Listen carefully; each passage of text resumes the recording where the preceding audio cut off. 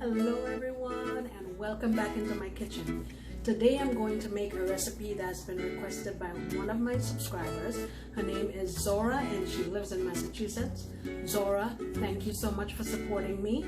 And to everyone else out there, I see your comments. I am so grateful and I appreciate you being here. If there's anything you'd like to see me make, tell me in the description box, in the comments below, and I will try my best to get to them. All right, let's do this. Okay, so here are our ingredients. In here I have 5 medium potatoes. I'm using russet because I like russet, that I peeled and I boiled with half a teaspoon of salt, drained it so it'll be ready for us to use now.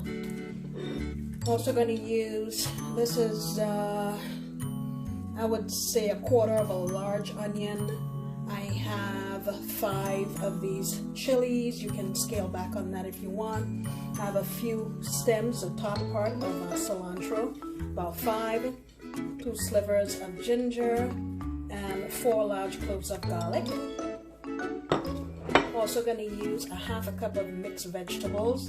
The ones that I have carrot, peas, and corn. I'm going to use a teaspoon of lemon juice, and we're going to use some of these. I'll show you as we put them in the pot. So this is my pan here that I boiled my potatoes in. I'm going to go in with half a teaspoon of turmeric. Get that sauteed, and what I have here, in this pan I have 1 tablespoon of ghee. You don't have to use ghee, you can use oil if you like, but I have ghee, so I'm using it. And all of those aromatics and stuff that I showed you in the beginning, I have them blended up here. So I'll get this sauteed. We'll start adding in other ingredients and building flavor. Now that that has had a chance to toast, I'm going in here with my onion and garlic, my peppers, all those other things. Get them sauteed and give them a chance to cook.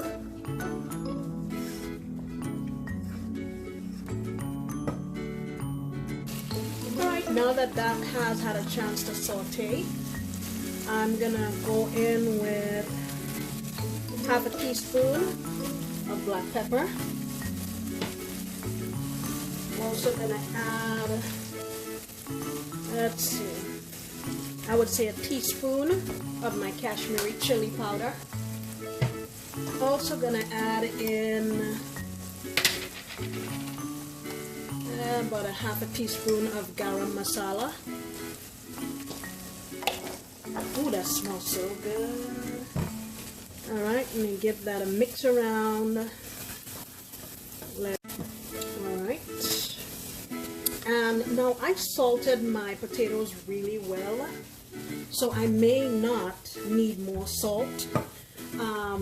But if I do, I'll let you know, and you can always taste this as you go to make sure that you have everything in there that you need. I'm now going to add in, I have this cumin powder that I ground myself. I'm going to add in there about a teaspoon. And now I'm going in with my veggies. I'll give everything, and these are frozen. Give them a chance to saute and mix around in our spices, and we'll come back. Now I'm going in with my lemon juice, and then my potatoes, and I'm just gonna let this saute. And I'm not handling this gingerly in any way because I want the potatoes to break down a little bit, okay? I'm just gonna let this go here. I don't want it to be complete mashed potatoes. I want some texture, but I don't want the big chunks.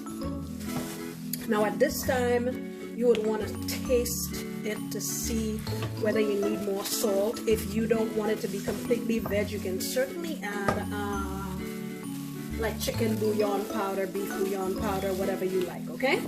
Alright, I'm gonna let this go here. I put my heat down a little bit to like medium, just to let this everything marry. Alright, so I've tasted this and I felt like it needed a little more salt. So I went in there with another half a teaspoon, and I just added a couple tablespoons of water just to help dissolve the salt, because I don't want anyone running into a hunk of salt. So this is practically done. So what I'm going to do now is add in my cilantro or coriander, however you want to call it. Kill my heat. And now I just want to give this an opportunity to sit. While our filling is cooling off, let's work on our dough. In here I have 3 cups of all-purpose flour, half a teaspoon of salt, and I'm going to mix it around, make sure it's combined. And what I have here is a 1/4 cup of ghee. Again, you don't have to use ghee, you could just use just regular butter, but I had ghee from making something else, so I'm using it. So what I'm going to do right now is just get this combined nicely and make like little breadcrumbs. Alright, now that I have that mixed, I'm going to go in with some cold water. I just had some water in here, and I dropped an ice cube in there and let it melt. So we just want to bring our dough together.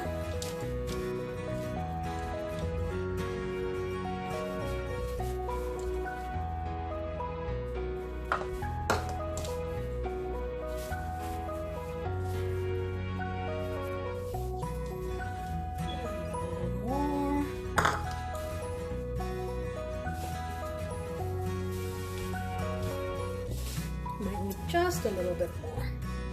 So it took another 3 tablespoons or so. So that was a cup and about 3 tablespoons. But like I always say when I make any kind of dough,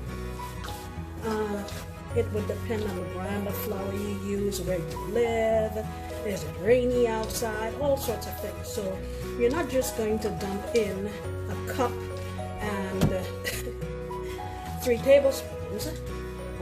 Just bring the dough together. You don't want it to be runny or so soft that you can't handle it.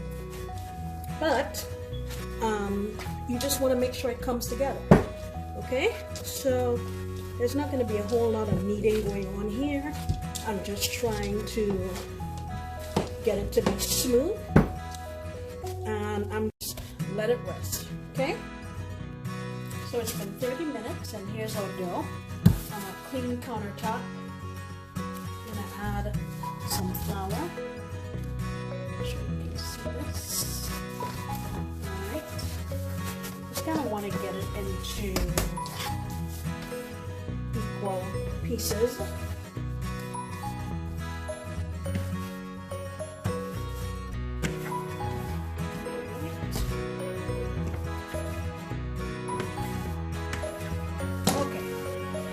What we're going to do, like we've done before, is make them into little balls like this. You can even do it in your hands this way. You just want to grab the edges and tuck them in. That's all. Okay?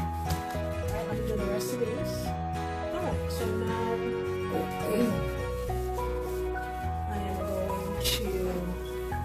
roll this out into a circle.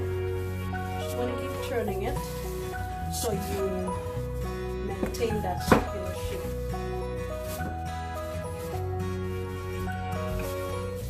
Or as close to it as possible. And now I'm going to take my pizza cutter, cut it down the middle, and I'm going to do it right here on the counter so you can see what I'm doing.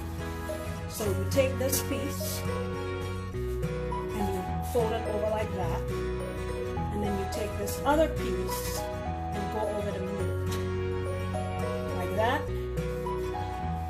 press them together. You can also make like a little slurry and use that as glue. So you have your little pocket. Let's get our filling in there, and you make sure your filling is not hot. All right, on this side, I'm gonna pinch it like that and bring it over to the other side that has that fold. Got mine a little bit dirty, but that's okay. All right, and that's it. All right, let's do another one. We take this part, fold it over like that, and get the other part to meet it. Press them together, see, like that, and you have your little cone. And now, you fill your cone. That's it. Easy peasy. And you see over here has an overlapping area, so you overlap this side and bring it to meet that one. Like that. Cool? There you go. Alright, I'm going to finish making these, and then we will move on to cooking them. Okay, so my oil is hot, and here's our first batch. Alright, here we go. I think I'm going to do 3 at a time.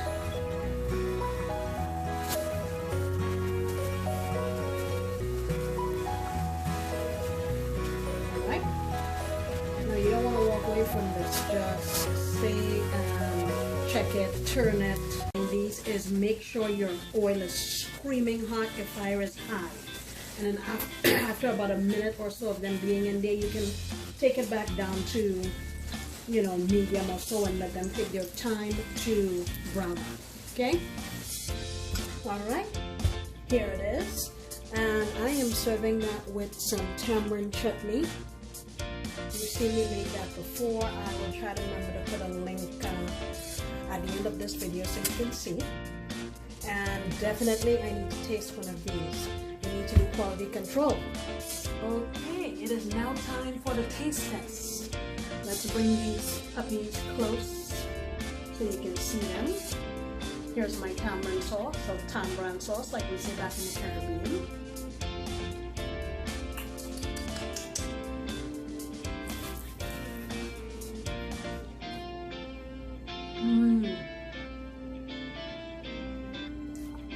Did you hear the crunch?